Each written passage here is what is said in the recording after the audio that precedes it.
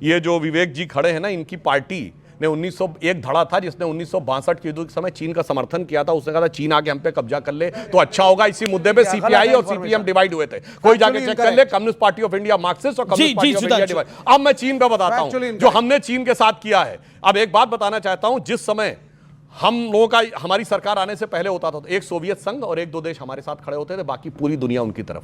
आज क्या स्थिति है? एक चीन और तुर्की उनके साथ खड़ा है, बाकी पूरी दुनिया हमारी तरफ। हमने मसूद अजहर को आतंकवादी घोषित करवा लिया, चीन नहीं रुकवा पाया। हमने यूनाइटेड नेशन से हाफिज सईद को आतंकवादी घोषित करवा लिया, चीन नहीं रुकवा पाया। मिसाइल टेक्नोलॉजी कंट्रोल रिजीम में वो कांग्रेस सरकार के समय भी प्रयास हुआ था, मैं ईमानदारी से कह रहा हूं, उसमें हम सदस्य बन गए, चीन नहीं रोक पाया। शंघाई कॉर्पोरेशन की मीटिंग में आतंकवाद का विषय पारित हुआ, चीन नहीं रोक पाया। धारा 370 पे एक चीज यूनाइटेड नेशन में चीन नहीं ला पाया।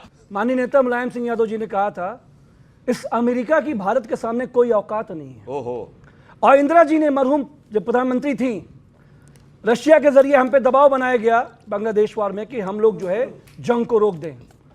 3 हफ्ते बाद बात हुई थी। मरहूम अटल बिहारी वाजपेयी साहब, उन्होंने उन पे दबाव बनाया गया। उन्होंने कहा कि अभी समय नहीं अमेरिका से बात करने के लिए, और पूरी जंग कारगिल की लड़ी गई। हमारे मेजर सिन्हा साहब हैं, पूरा पराक्रम सेना का ये बताएंगे। लेकिन मैं ये पूछना चाहता हूं कि क्या Donald Trump Bharatiya Janata party का पापा है?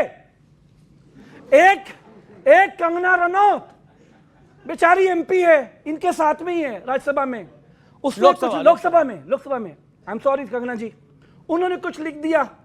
जेपी नड्डा ने बोला, कंगना जी पापा नाराज हो जाएंगे, डिलीट करो। पापा ट्रंप ने बोला, डिलीट कर दिया।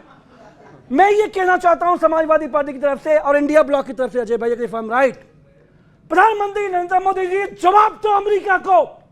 बताओ कि ये इंदिरा जी वाला, अगर शर्म आ रही है इंदिरा जी का नाम लेते हुए, बोलो ये अटल बिहारी वाजपेयी का भारत है। अमेरिका के सामने विदेश नीति झुकेगी नहीं। ओके सुधांशु त्रिवेदी, इसका जवाब एक सवाल उठाया, जवाब। बाप किसने बनाया वो भी मैं बताता हूं, बाप सबूत के साथ बोलूंगा। हाँ बताऊंगा। सुनिए, इन्होंने कहा कि सोवियत रूस के थ्रू अमेरिका ने दबाव बनाया। अरे उस समय तो कोल्ड वॉर थी भाई, सोवियत रूस और अमेरिका में कहां? सोवियत रूस हमारे पक्ष में वीटो कर रहा था, 7-7 बार वीटो किया है। उसकी रिश्तेदारी थी क्या हमसे? बदले में लिया क्या है वो भी सबूत के साथ बोलता हूं। बताइए, उसने कहा प्रीवी पर्स खत्म करो, इंदिरा जी सरकार ने कहा यस। बैंकों का नेशनलाइजेशन करो, यस। पीएसयूज लाओ, yes. Fundamental right to property खत्म करो। पूरी बात सुनिएगा, उसके बाद बोलिएगा। मैंने डिस्टर्ब नहीं किया था। अरे भाई सुनिए, अपनी बात अपनी बोलिए। और सुनिए, उसने कहा फंडामेंटल राइट टू प्रॉपर्टी खत्म करो, यस। उसने कहा कमिटेड जुडिशरी की बात करो, यस। अब बाप किसने बताया मैं बताता हूं। यूएसएसआर का फुल फॉर्म था union of Soviet socialist Republic. उसने कहा अपना नाम चेंज करो, कॉन्स्टिट्यूशन चेंज करो। इन्होंने कहा यस सर, लीजिए सेकुलर सोशलिस्ट रिपब्लिक हो गया। और ये बात शहीद आजम भगत सिंह ने कहा था। शहीद आजम भगत सिंह, मेरा निवेदन है, और ये पॉइंट ब्लैंक आंसर है कि आप बड़े फैसले में बोल रहा हूं। बीच में चिल्लाने लगे, इनको बोलने दीजिएगा, मेरे बाद इनको बोलने दीजिएगा, आप भावनाओं मत बहिए। अब मैं आपको एक बताता हूं, और ये मैं हवा में नहीं बोल रहा हूं। मित्रों, kills archive KGB in the world part 2 में लिखा हुआ है कि 70 के दशक में किस ढंग से कांग्रेस की सरकार पूरी तरह कम्युनिस्टों के चंगुल में थी।